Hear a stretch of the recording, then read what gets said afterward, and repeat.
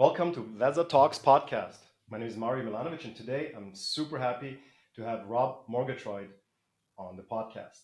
Rob is from Queens, New York, dedicated a quarter century to Atlanta's chiropractic world, but a profound remark from his wife, I like you better in Italy, propelled him towards introspection and a life shift to Tuscany, Italy.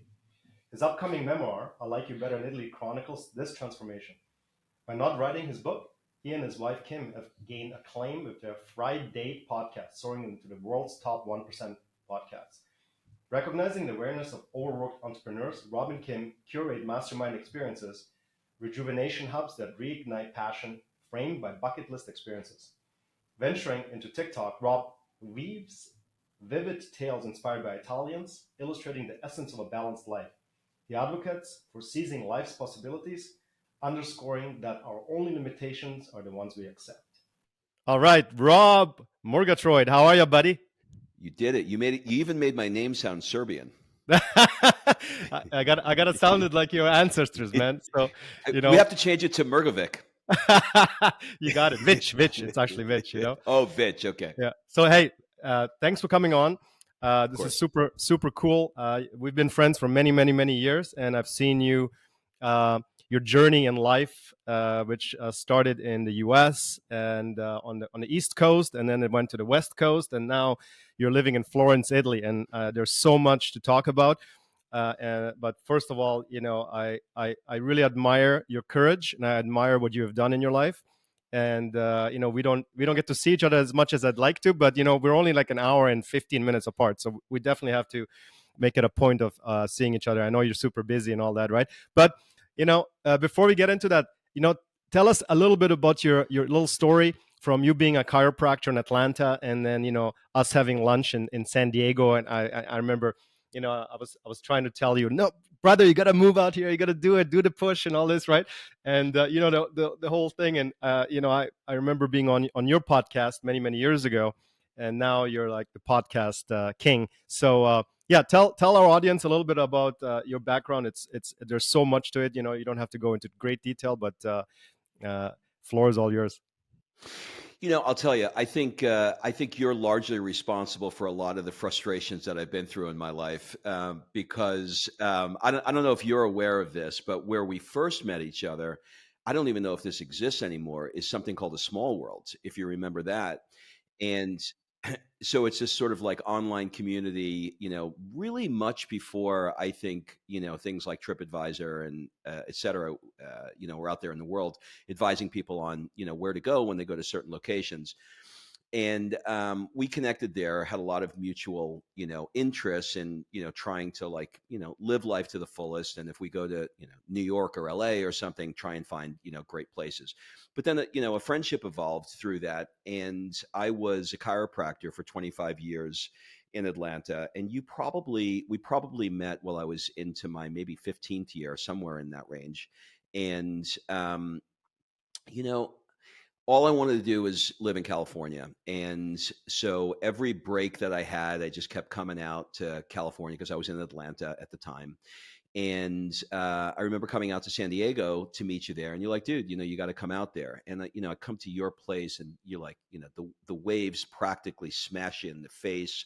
You're home. You live next door to basically that guy who just retired from Congress now. I can't remember his name. The Heinz. He married the Heinz ketchup heiress. You remember Mitt Romney? You live next door to him. Like you were in this beautiful place, and I'm like, okay, well, this is a goal. I'm going to get out here, and then through a series of events, I sell to practice. I get tired of hearing my neck hurts, my back hurts, and I move out there. And then next thing I hear is, dude, don't live in California. Live in fucking Europe. And then I chased you out to Europe. I got pretty close. I made it to Italy, which is where I am now. And look, the story in a nutshell is probably for the last decade of my career. I spent the first half of it just trying to validate my self-worth by making, $1 million and, a Mercedes, a Porsche, a BMW, building a 10,000 square foot house, all the stupid shit that at 30 years old, you're absolutely convinced that once you get those things, you're going to be fucking happy. And none of those things were really making me happier. In fact, they were filling my lives with a lot of things that required a lot of energy to maintain and to keep up. And I just wasn't any happier. And, so my wife, we moved to California. We sold the practice because she said, I can't have you live like this anymore. You've been complaining for 10 years. You don't like what you're doing. You want to do something else. So let's go to California. So, we go there. And before we went to California, I should back up. She said, well, before we go to California, if we're going to leave Atlanta, we're going to pack everything we have up, why don't we at least try living in Italy for a couple of months? I've always wanted to do that. So we came to Florence, which was her favorite. And we spent 3 months here, and I loved it. But I had my eyes set on California. We went back to California, and then after a couple of months there, she looked at me one day when I was like rushing from Zoom to Zoom to Zoom, and she said, "You know what? I like you better in Italy." And I was like, "What the hell is that supposed to mean?"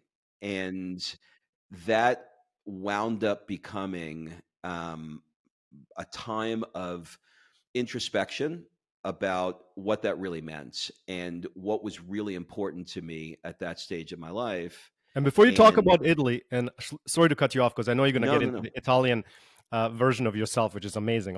Mm. I really want to go back, and I was always fascinated. I remember you telling me the story.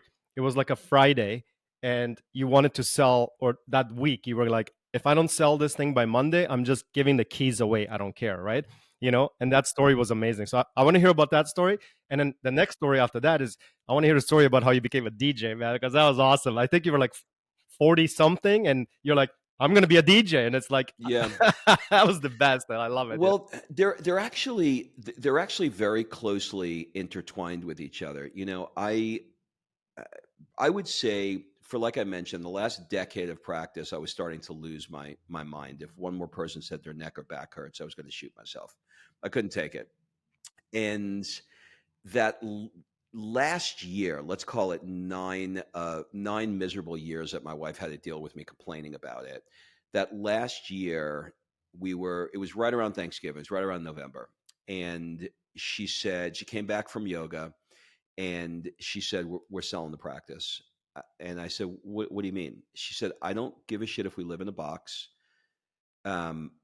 Your life is too short for you to be doing something that you don't want to be doing, that doesn't light you up, that you're not passionate about. So we're done. And I was like, I've tried to sell this before, and it's very difficult to sell a chiropractic practice because the new kid out of school has almost $1 million in debt, or $500,000, let's say, in debt. And they think they know everything, but they know nothing because they haven't practiced. And then the guy who's been out for 15 years or 10 years that can actually afford it is like, why do I need you? I know what I'm doing. I'll open my own.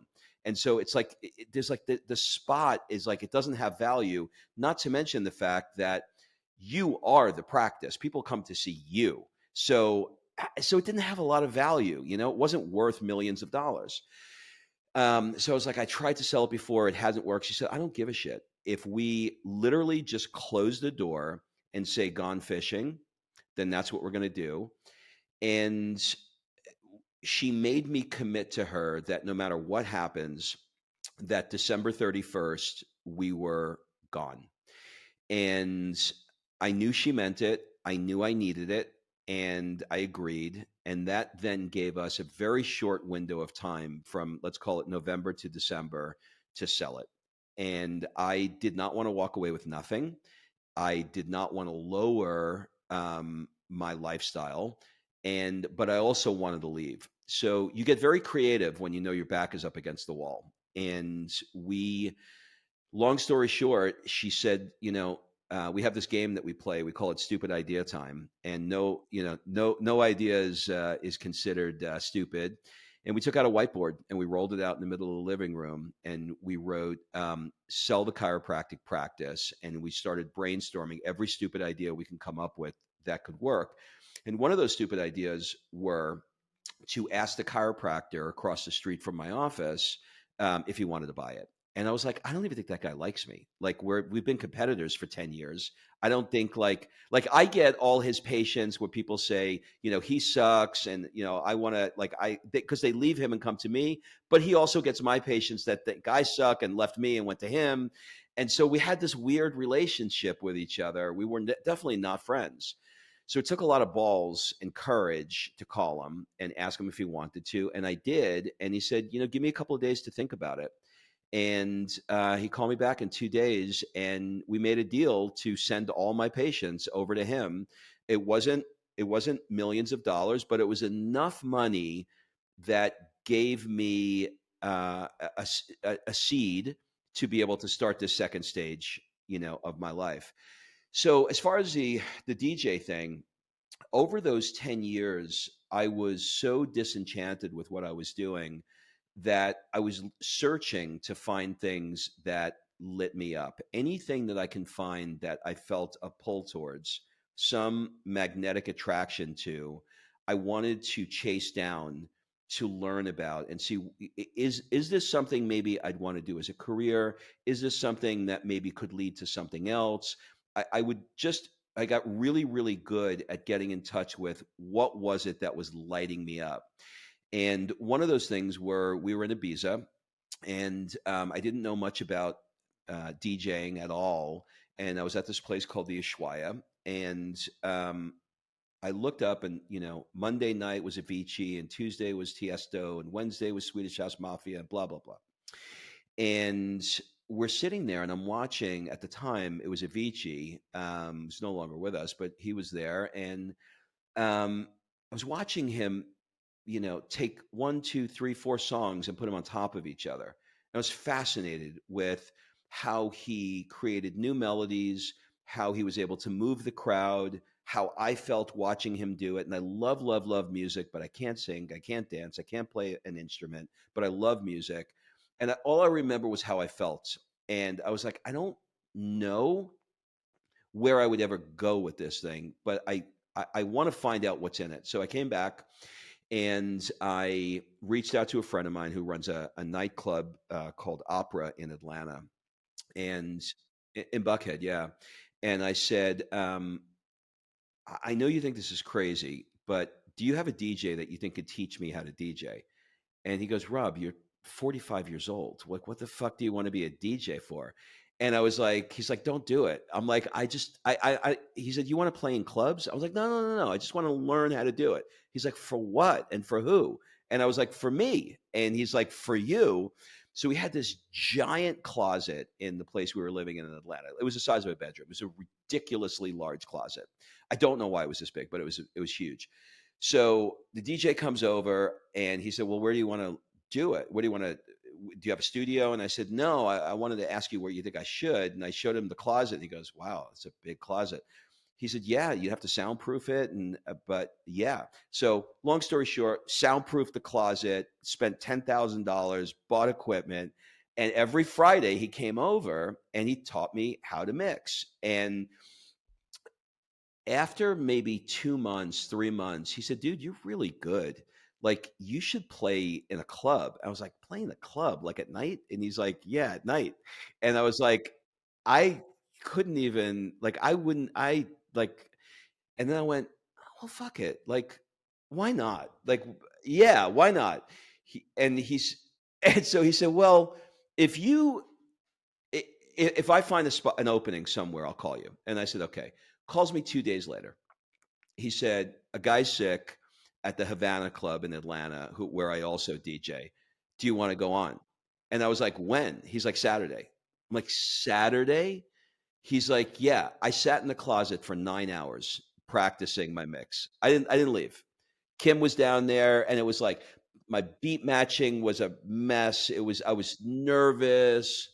It was just a disaster. But then, you know, I was like, I literally got up that morning, and I went on, I guess, midnight, and all my friends came, all Kim's friends came, friends of friends came, and then the club was completely packed.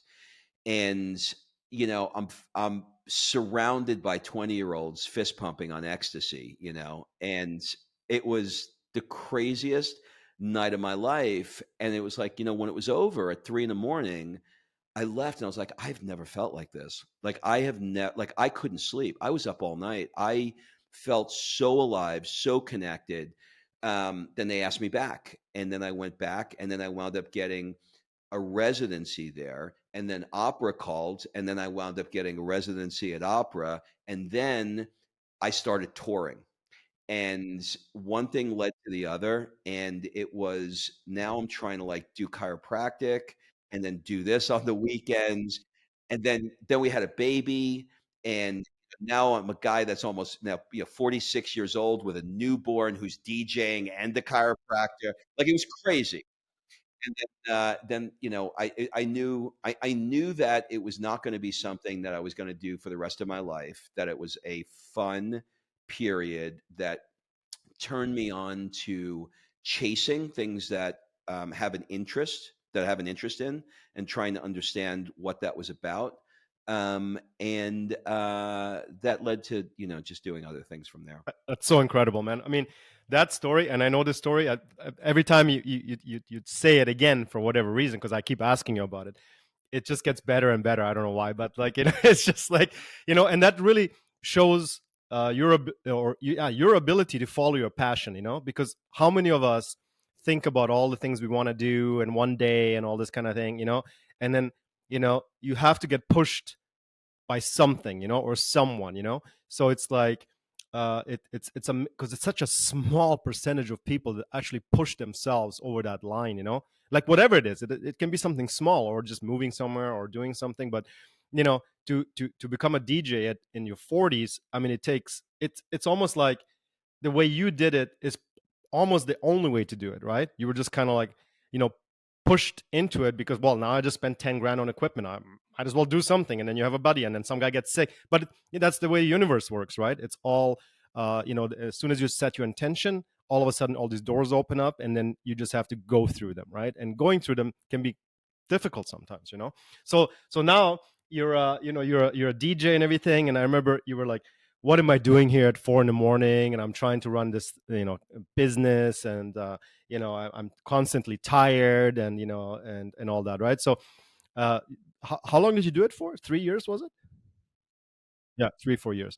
And then the next thing I know is you're in, I think, Huntington Beach, Hermosa Beach, California. I saw you with a surfboard. And I'm like, Rob, what's this now? And you're like, I'm surfing now. I'm a California boy now, right? It was just like amazing. So so walk us through that little period, because that was kind of cool too, because that's when you really started mentoring and coaching. And I don't know if you started your mastermind at that time, but walk us a little bit through that, because that's super. Well, so what I did was, after the DJ thing stopped and we had the baby, that was, let's say a couple of years before the story I told you about, Kim coming home from yoga saying we're done, and me selling the practice. And right after, Italy, we did our 3 months here in Italy.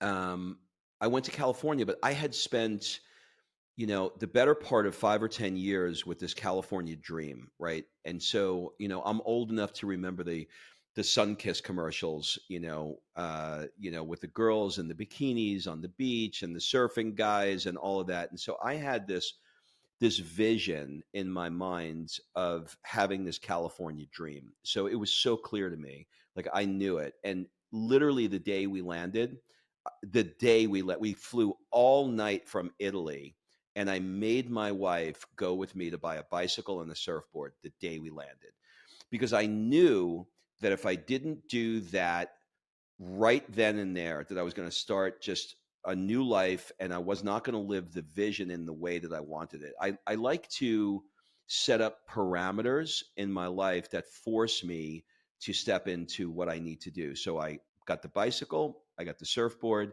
and I hired the surf instructor all in the same week.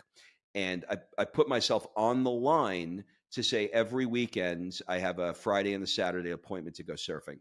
Now, I, you know, people who are listening to this don't know what I look like, but I'm not built to be a surfer. Like, I'm built to pick up a refrigerator. Do you know what I mean? Like, I don't have that kind of mobility. And by the way, I'm 57 now, but I was, in my mid 50s then. So I don't have the fitness. I don't have the mobility to do that.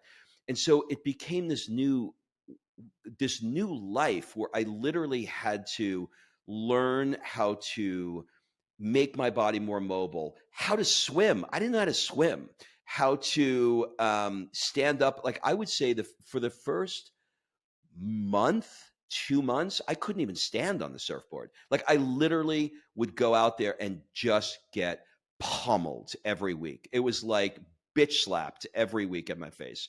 It was horrible.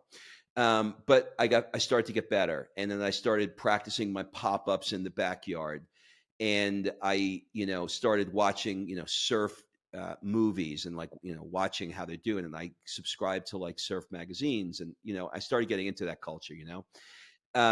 But what I didn't expect was that the vision for the life that I thought I was going to be living there was actually different, because it was twofold. There was this surfer life because I was intentional about it and I loved it, but I couldn't exactly hang out with 18-year-old kids on the beach. I was relegated to like the old men who were surfing, but they were like, exactly. But these were like rich old men that lived in Manhattan Beach that were like retired, and so I just found myself in this world where I always felt like I needed to keep up. I felt like, I wasn't making enough money because the houses were like $10 million. And it was like there was a lot of keeping up with the Kardashians. Every friend, like had a house in the hills, and every conversation was about, let's start a new company. And it was more, more, more. And I just found myself going from this life that I wasn't loving in chiropractic to being in this environment in LA that it was 100% about money. It was about, how do I make more money? And it was like, God, it's kind of what I think it is. Yeah, the weather was right. Yes, I got the surfing, but like the environment, like the community was not lending itself to that stage of my life that was Right. exciting me. Right. Absolutely. Yeah, you're absolutely right. I mean, I lived in San Diego for 10 years, and at some point I looked around and I was like, yeah, I got the things. I got, the big houses and the nice cars and all that. But it felt like, although there is a surfing community, which was never part of, it lacked community. It really, really lacked it. And, as much as I tried, it just wasn't, it didn't have that substance, and that's part of the reason that I also moved to Europe. And I'm sure that you as well. So now, walk us now into your new life, because I know you got to Florence, you got your dream apartment with this gigantic patio overlooking the what is it called again, the little church, or The Duomo. Duomo. Yeah, that's right, the Duomo. Yeah, I remember actually when I used to go backpacking with a buddy of mine, we were sitting there having the gelato and literally just sitting on the sidewalk, and man, our life was amazing. It's like, woo, so cool, right? Yeah, it's incredible. We were in LA, and we were watching when we were kind of like, at this "I Like You Better in Italy" point in our life. We were watching Stanley Tucci on CNN, and he was doing an episode in Florence, and he said, my parents moved. My dad was a high school teacher, and he took a 1-year sabbatical in Florence when I was 12 years old, and it changed the entire course of my life. And we paused it because we both got chills, because we knew that this was coming, and it was like the sign from the universe that in that moment, the way he said it, the way we were feeling, the way the stars were lined up, we knew that that was like some message to us. And so I paused it, and I looked at her, and I was like, what are we doing? Let's just fucking do it. And she said, really? Move to Italy? And I said, yeah. And that was it. That's all she needed to hear. And she Dude, it was so crazy how things happen. We had three things we had to solve. One was we had to get Sophia, our daughter, into school. And the school we wanted her to go in was the International School of Florence, which has a waiting list, and it's really difficult to get into because it's small. It's a villa in the hills of let's call it like Chianti, like in that area. And it's spectacular. It's beautiful. Two was I had just signed a 2-year lease because we didn't buy. We leased a place in Hermosa Beach that was $5,000 a month, and we had a year and a half left on it. So I was like, I'm gonna have to pay this thing out, which I didn't want to do. And then three was I had to get a visa, and like, how do I do all of these things? And the school year was coming. So I was like, Kim, maybe we'll just do this in a couple of years. And she's like, no, no, no. Let's set our intention that this is what we want, and let's just make it happen. So we apply we call the attorney, and we say, look, we need a visa. Can you help us? And he's like, yeah. I was like, how long will it take? He said, 3 months, 6 months. It depends. You got a lot of things you got to do. So, we were in LA. We had to go get an appointment at the consulate, and he calls me and he says, I got you an appointment in 2 weeks. And I went, how'd you do that? He goes, an opening just came open. He said, this is months backed up. And I was like, okay, cool. So I go there, we fill out all the paperwork. I get there, and the lady says, okay, I need your passport. And I said, to just take a picture of it or a photocopy of it? She said, no, no, no, I need to keep it. I said, for how long? She said, a month, maybe 2 months. I said, oh, no, I'm going to Mykonos next week. And she's like, I don't know what to tell you. You have to leave your passport. And I was like, well, can I come pick it up in a week? She's like, you could pick it up in a week, but I need it for as long as it takes me to do the research to approve your visa. So I said, okay, what if I just give it to you and I call you in 6 days, which is when my flight is. And if you don't have it, then I'll just pick it up and I'll reapply. Can I do that? And she's like, you could do it, but you're not going to get a visa in 6 days. So I was like, okay, call her back 6 days later. And I said, can I come pick up my passport? She said, would you also like to pick up your visa? And I said, you did it. She goes, I did it. And I went, unbelievable. Okay, that's number one. Number two, that week we get an email from the school, an opening just popped up. If you want it, you got to say yes. I went, this is unbelievable. Okay. Number three, I meet with the landlord because I know I'm going to take it in the ass on this. And I said, look, I'm really sorry. My daughter got accepted to the school. This is something we want to do. Just tell me, like, can we negotiate something here? And he goes, no, I'm not going to stand in the way of this. And I said, what does that mean? He said, I would never stand in the way of something that is this life-changing. He said, tear up the contract. Don't worry about it. And I went, tear it up? He said, tear it up. Don't worry about it. So it was like, boom, boom, boom. It was like one of those meant to be. Next thing I knew, we were like literally living in Florence, and like she was enrolled in school, and like, incredible. Boom. Wow. It's crazy. I mean, this is mind blowing, right? And it goes back to the whole, like, I get shivers and a little bit, emotional about it. It's like when you really want to do something, man, the universe really steps up, doesn't it? And then how much, and then how, right.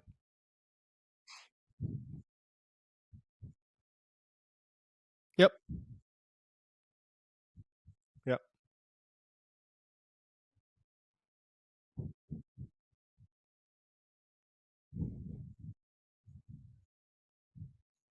Yep. Totally. And it's amazing because, I mean, we've been listening to Esther Hicks and to power of attraction, power of, of intention and all these things, and in some ways, like, I know I used to do 15-year goals and 10 years and 5 and all this. And I remember even my first real book that I read about this type of stuff was, Tony Robbins, Awaken the Giant Within. And, you do the exercises and everything, right? And I remember he said, write down your goals so incredibly crazy that if you were to show it to somebody, like one of your buddies, that they would think you've literally lost your mind. Right. Mm-hmm. And I remember doing that, and it was like so out of my, I was like, my God, this doesn't even make sense at the point. Fast forward 15, that was less than that, 12 years. and I was moving in San Diego somewhere. And I remember I saw the book, I picked up the book, and out falls this little, a piece of paper that I had written these goals on. And I looked at it, and man, I surpassed them by like 10x. And I was like, oh my God, I remember showing it to my wife at the time, and I was like, look at this. This is voodoo, man. This is voodoo.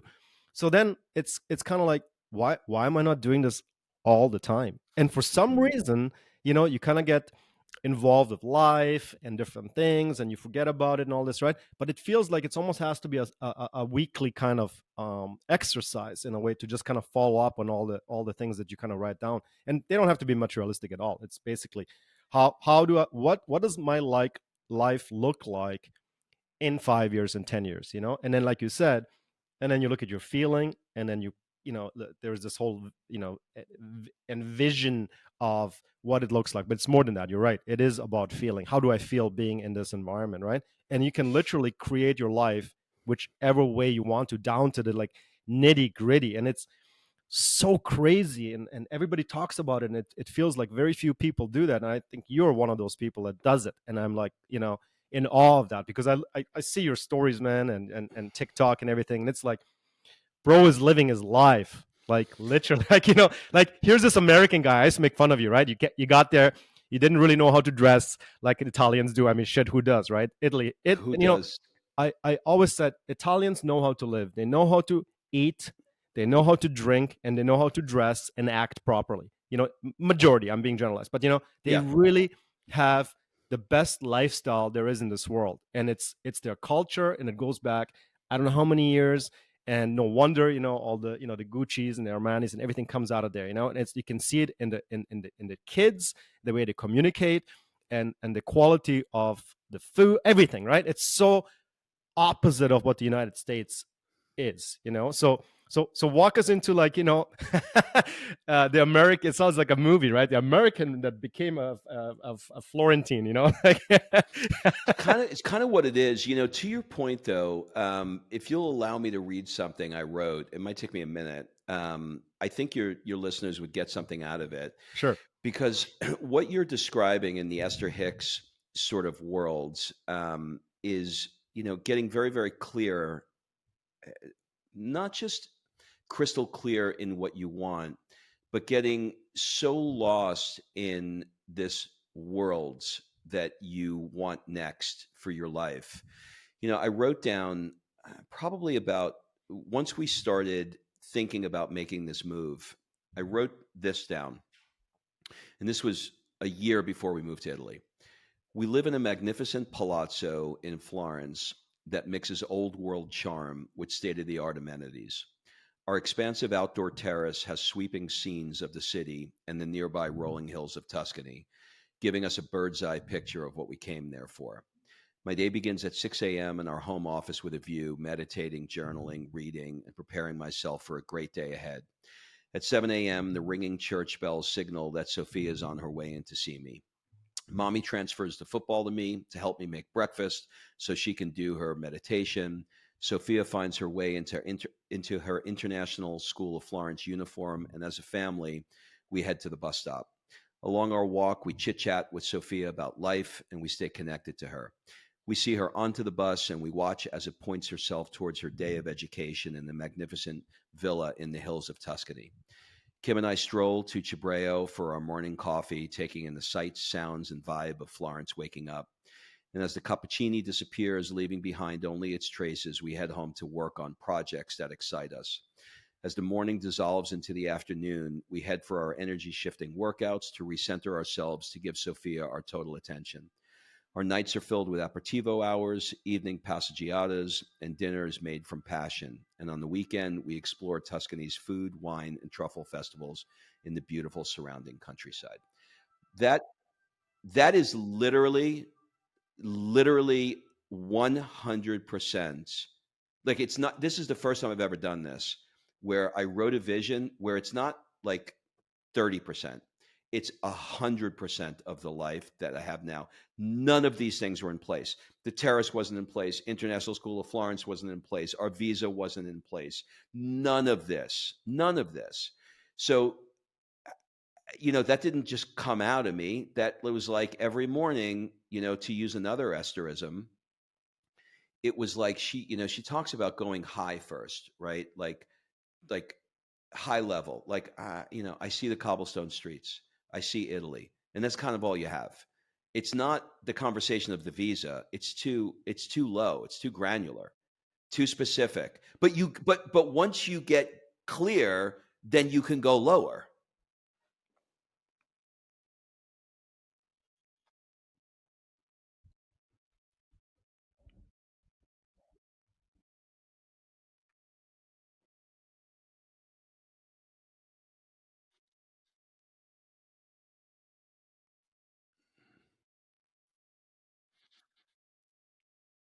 Hmm.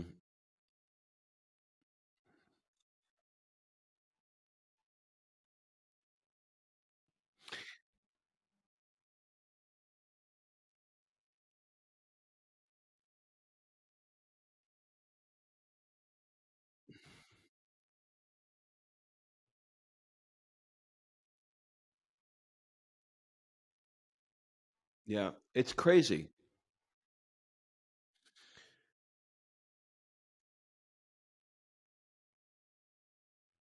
Hmm.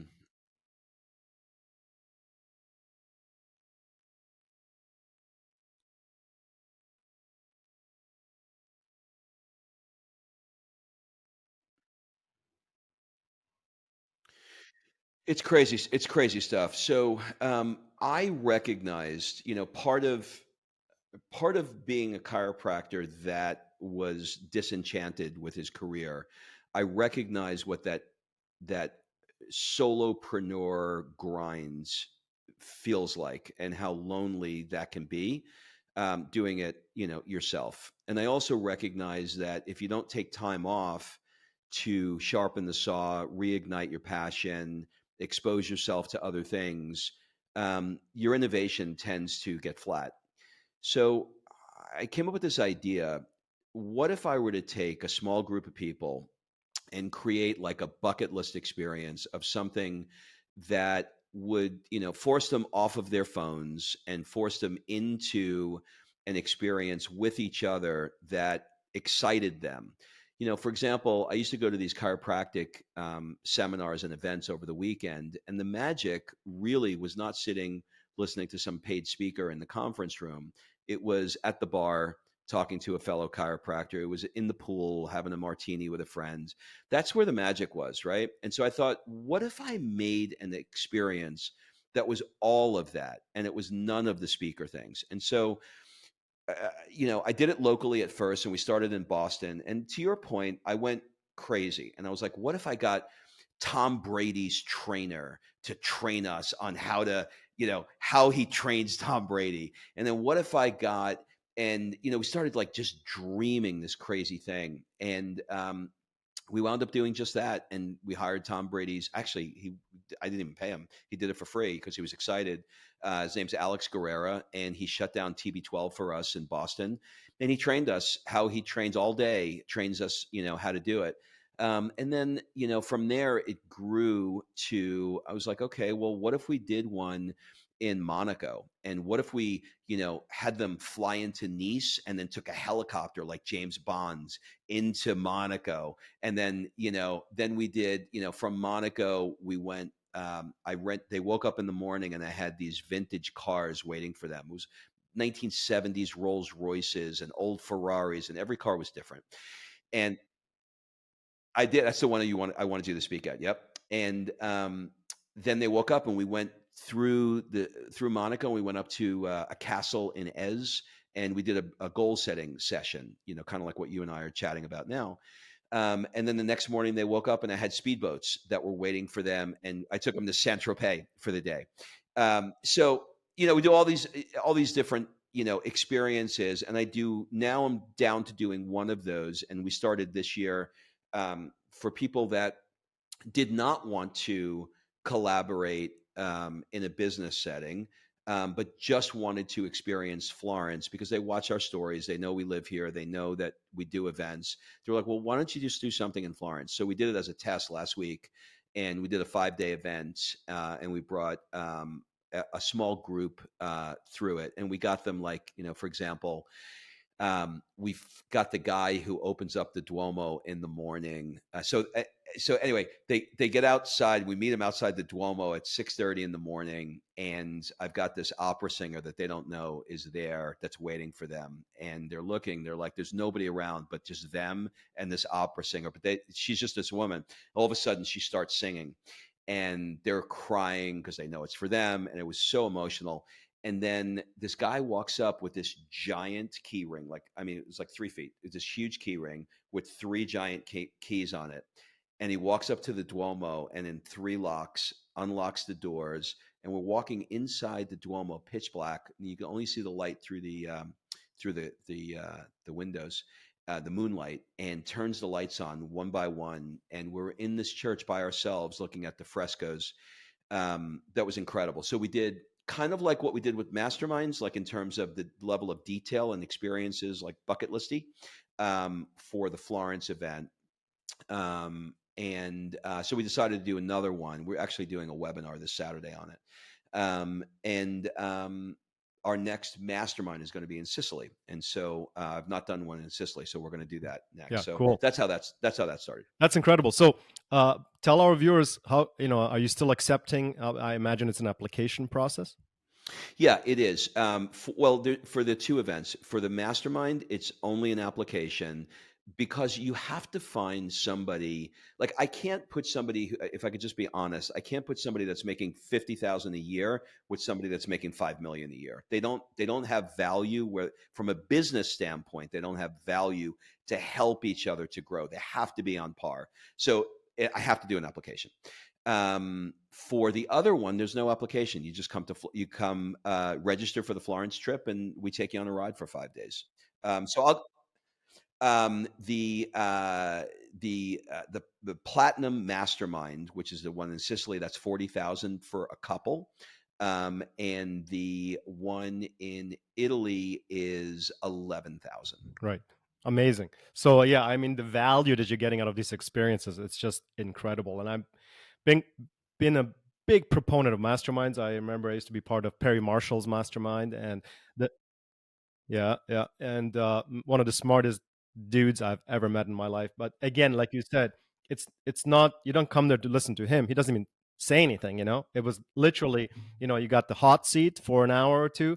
And I remember this was the early days of me going online, looking to my left, and this dude is like, selling T-shirts, and he's like, yeah, I like to go fishing down in Florida, and I only work 3 days a week, and then I like to go fishing. And it's like, how much are you making? Like 45,000 a month. But I just like to go fishing. And I'm just like, you're selling T-shirts. This was like 15, 20 years ago. You're selling T-shirts. You're making 45 grand a month, and you don't even like doing that. Like, it was crazy. And then I looked to the other side, and there was this couple that wrote a book on babies, or some baby disease or something. I can't even remember. It was so ridiculous. And they were making 20 grand a month. And I'm like, who are these people? Where are they coming from? You know what I mean? Like, there's nowhere in the world that somebody is going to come up to you and say, hey, this is what I do for a living, right? And so you're in these environments where you realize that there is so many ways to make money, and especially online, that it just blows my mind. And it was such a great, enlightening experience. And if you can surround yourself with those type of people all the time, your mind just goes into a different dimension, right? And you just never know what's going to happen, right? You meet a guy, you talk about this and everything, so it opens up doors, and not only business doors, also friendship doors, and it's just amazing. It's really, really inspirational.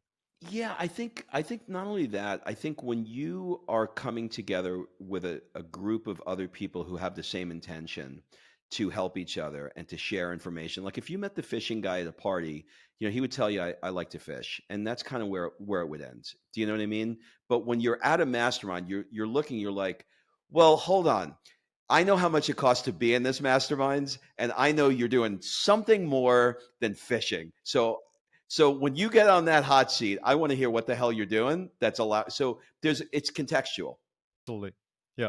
Amazing. So one of the things I heard you talk about, kind of in the background, in this podcast, and that is, Kim. And I want to talk to you about the importance of having a person in your life that pushes you. Mm. You know, You know, look, my wife, she's the only one in my life who calls me on my bullshit. She's the only one in my life who, it gets me emotional to think about her because I would not have anything that I have in my life right now without her clarity on what she knows that it is that I need. And when you have someone in your life that sees you, you know, perhaps on the outside looking and going like, what are you complaining about as a chiropractor? You're making $1 million a year. You're working 2-3 days a week, and we just had a new baby. Like, she could have easily looked at that time in her life as get over yourself, go to work. We yeah, need this. yeah, But instead, she was willing to unravel her entire life economically to make me happy. And when you have someone that has your best interest constantly, that is always looking to support you, to help you grow, all it does is make you want to do that for the other person too. that's right. Like we had this conversation yesterday, and she said, you know what I really want to do next? And I was like, what? She's like, I know this sounds crazy, but I really want to be a homemaker. And I went, a homemaker. And she goes, yeah, I would really just love to be home for a while, not focusing on another project. Sophia, will be, in a couple of years, she'll be 11. And I just like, I want to be here. Like, when she comes home with the other friends, I want to I want to take cooking classes. I want to learn Italian. I want to make, great dinners for you guys. And I want to shop in the markets. And like, I just want to do that. And I was like, well, let's fucking find a way, because when you have somebody who's doing that for you, Yep, all you want to do is do that for them. that's right. And so that mutual thing Yep. is so important. Well, it makes you want to be a better person, right? Yeah. And that's, like a really strong statement. And you know, uh, and as men, I think that especially now, I look at, call it the Western culture, it's gone, upside down world. And I think that a lot of women don't realize that by helping their man become a better person, the man will want her to become a better person. It goes into this positive spiral rather than trying to compete, and then when you have that, then you have the friction, and then things don't work out as well, right? So it's like it's a really interesting yin and yang, so to speak, right? The feminine and the masculine, right? And one enables the other. You can't live without the other. In a very kind of productive way, I suppose, right? Because there's always going to be something missing, right? And so listening to you talk about your journey, knowing Kim and knowing how much she contributed is like inspiring. It is, because I like I said earlier, I could not have imagined doing this. And I'm in the process now of writing a book, right? And the book is called "I Like You Better in Italy," and it's it's Awesome. about like it's about, one of the chapters in there is specifically what we're talking about here. It's like when you have someone in your life that is so vested in calling you on your shit, supporting your dreams, and helping you to get clear to live a life that perhaps you were maybe called to live, or to live closer to that vision of what she sees in you. It just inspires you to, and more than an inspiration, it gives you a comfort level to be yourself. Like, like another example is, she could have said to me, like, really, you're going to be a DJ and you're going to be out with 20-year-olds at 45 years old while That's I'm right. home with a baby, and Yeah. you're going to be partying in clubs with kids on ecstasy. Yeah. She never one time, not one time. In fact, I remember a night I'm in the DJ booth and all these girls, which this is a whole other conversation. Like, I don't have women that just want to kiss me wherever I am, but put me in the DJ booth, put anybody in the DJ booth. They want to be closest to that guy who That's right. is, who's the king of that room. They want to That's right. align with that. So I used to have these girls that just want to come into the DJ booth. And I remember she was at one of my gigs, and I looked at her. I was like, "Come in here," and Yeah. she's like, "Nope, this is what you wanted. You fucking deal with it." That's awesome. I love it. I love it. No, that's really cool, man. Like I'm totally in awe of what you've created, especially because I've known you for so long and seeing your journey. And it's just so inspiring, man. I hope our viewers get inspired as much as I do. Um, two more questions. Yeah, First one is, what's your most favorite thing about living in Florence? community. There's something I never really fully understood how important having a community is. I thought, like, when I was in LA or Atlanta, whatever, I had friends, but when I have a community of people, and I'm talking like layers of community, like when I walk outside and the fish guy is like, "Ciao, Roberto, come stai?" You know what I mean? Like that kind of community. Or when we walk the dog, the dog lady who sits, feeding, she's got a bag of treats and she feeds the dogs, and we chit chat with her, and all the dogs come. To my friends that say, "Hey, can we meet for coffee?" And I understand that they mean like now, like in 10 minutes. It's not where I have to open my calendar and go, I can do it on the 13th. Community is so important because it makes you feel a part of something bigger. So I would say community. That's so true, because I know that when I moved to Eastern Europe 4 years ago, I felt the same way. I mean, I literally know thousands of people in North America, but actually getting together for a coffee was like, yeah, in 3 weeks at 3:15 p.m. And I was just like, man, this is not how it works. And then I started coming to Eastern Europe, and I was like inundated by coffee requests, and I was like, this is insanity. I mean, It's there's crazy. there's there's times that I literally go from coffee shop to coffee shop to coffee shop to it's absolutely insanity. And I'm like, I can't drink any more coffee, but you want to see your buddies, and then they bring some different people, and it's like, man, when am I actually going to work? And like, isn't anybody working in this place? And it's just, and again, it speaks to the joy of life, and being able to actually enjoy your life, right? Rather than, like you said, chasing the dollar, chasing the Yeah. euro, chasing whatever. It's Yeah. it's just not worth it. Especially when you're getting a little bit older, you realize that. And I think that most people realize this, but I think they probably do on their deathbed. And I didn't want to do it on my deathbed, right? So It's great. it's so amazing. That community aspect is so important. You cannot buy it. There's no money in the world that can buy that community, right? And it's so Nope. easy to create. Like, it really is. It's like, it's amazing. So yeah, super happy about that answer. I love it. And last question is, I always ask this one, is like, if you were in my shoes and you would ask yourself a question that I didn't ask, what would that be? I would say, what does it feel like to